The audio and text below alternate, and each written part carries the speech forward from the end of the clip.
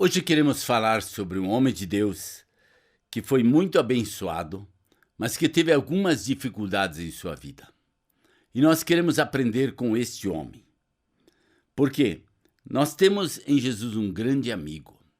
Nós temos em Jesus aquele companheiro, aquele fiel e sincero companheiro do dia a dia. Porém, ele espera de nós algumas coisas.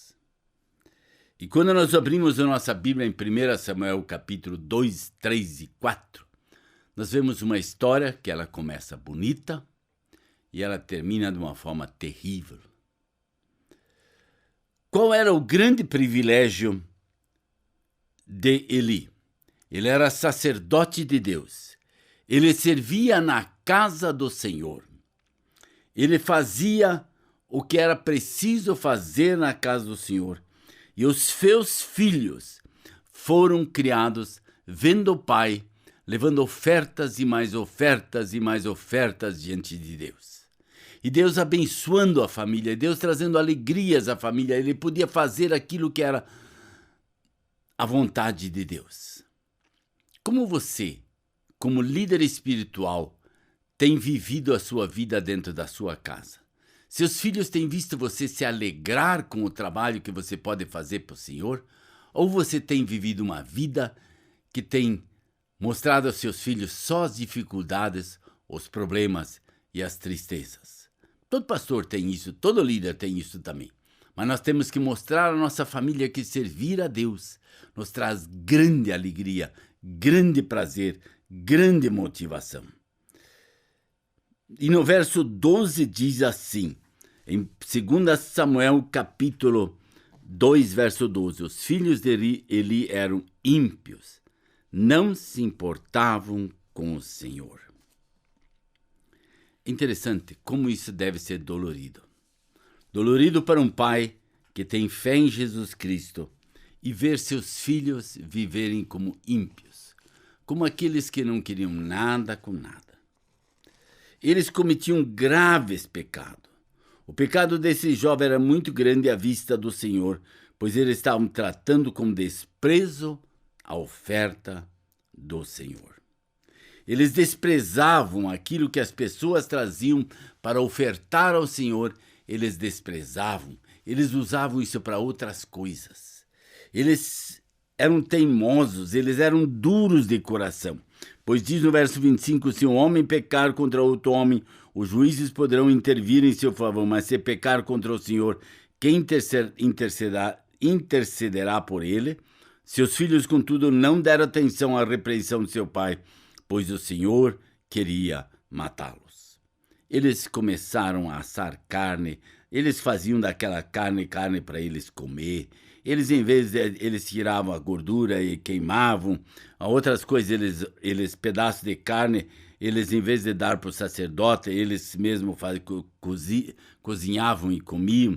Tudo era feito de forma errada. Deus tinha dado algumas normas, algumas regras para eles seguirem, e eles faziam tudo ao contrário, tudo de forma errada. E aí o Senhor teve que intervir na vida deles. E daí diz no verso 29, porque vocês zombam do meu sacrifício e da oferta que determinei para a minha habitação. Por que você honra seus filhos mais do que a mim, deixando-os engordar com as melhores partes de todas as ofertas feitas por Israel, meu povo? Portanto, o Senhor, Deus de Israel, declara, prometi à sua família e à linhagem de seu pai que ministrariam diante de mim para sempre. Mas agora o Senhor declara, longe de mim tal coisa. Honrarei aqueles que me honram, mas aqueles que me desprezam são tratados com desprezo. E aí vem toda a promessa da morte deles. E no capítulo 3, verso 11, nós temos a palavra dura. O Senhor disse a Samuel, vou realizar com Israel algo que fará tinir os ouvidos de todos os que ficarem sabendo. Executarei contra Eli tudo que falei contra sua família, do começo ao fim. E aí ele vem com aquele juízo sobre eles, e vem com os problemas sobre eles, e no verso 4, verso 11 diz, a arca de Deus foi tomada, e os dois filhos de Eli, Hofni e Finéias, morreram.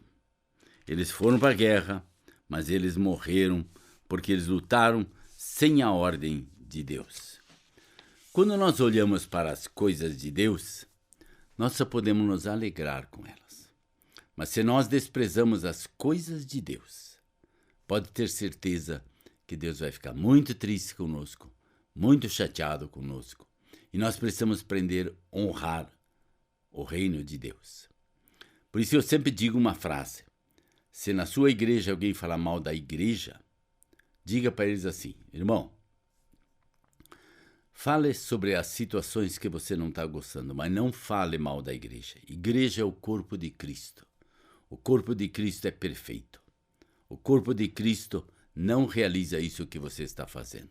Foram pessoas que fizeram isso que talvez não sejam do trigo, sejam do joio. Então não fale do que você não deveria falar. Porque se nós desprezarmos as coisas de Deus, nós teremos dificuldades em nossa vida e nossa família. Então que Deus possa estar te abençoando. E saiba de uma coisa: se você tem dificuldades, faça assim como diz a música: foi na cruz, quando eu cego andei e perdido vaguei, longe, longe do meu Salvador. Ele me achou, me restaurou, e eu pude agora viver para todo sempre com o Senhor.